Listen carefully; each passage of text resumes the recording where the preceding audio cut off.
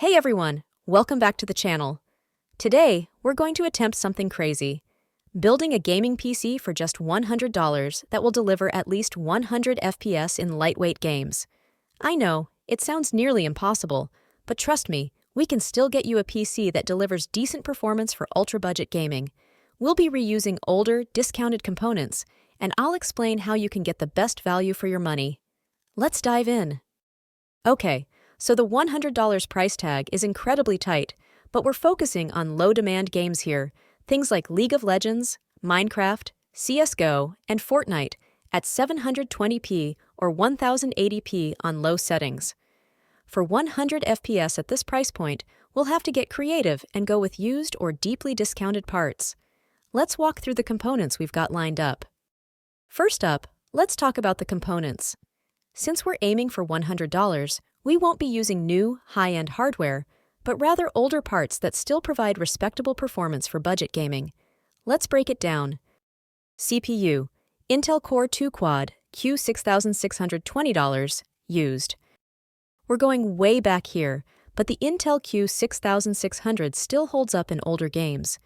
It's a quad-core processor, so it can handle light gaming and general tasks. It's available for around $20 in secondhand marketplaces, and it's still surprisingly capable for budget builds. GPU, NVIDIA GeForce GT 710 used. The GT 710 is a low-end entry-level graphics card. While it won't run AAA titles well, it's good enough for low-resolution gaming on less demanding titles.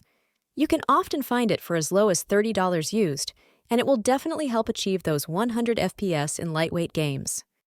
3. Motherboard. Used Intel LGA 775 motherboard, $15. We'll go for a used motherboard that's compatible with the Q6600. You can find older LGA 775 motherboards for $15, and they'll typically include basic features like RAM slots and I/O ports. 4. RAM. 4GB DDR2 $15, used. We'll need some RAM to get the system running, and 4GB of DDR2 RAM should be enough for this build. DDR2 is old, but it's incredibly cheap, and you can find it for $15 on the used market.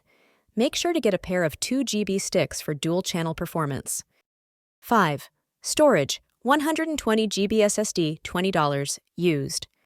A 120GB SSD is the best option here. It's fast, and will make the system feel more responsive, especially for boot times and loading games. You can find used SSDs for around $20, and it's well worth the investment over a traditional hard drive. 6. Power supply, PSU, 300W PSU, $10, used. A 300W power supply will be more than enough to power this build.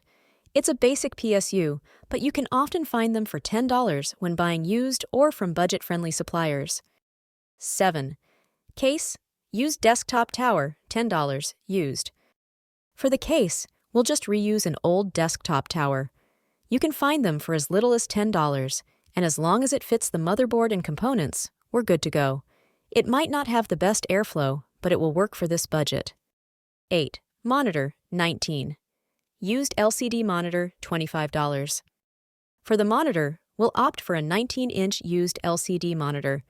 While it won't have the sharpest resolution or the fastest refresh rate, it should still display at 720p or 1080p at 60 Hz, which is enough for budget gaming.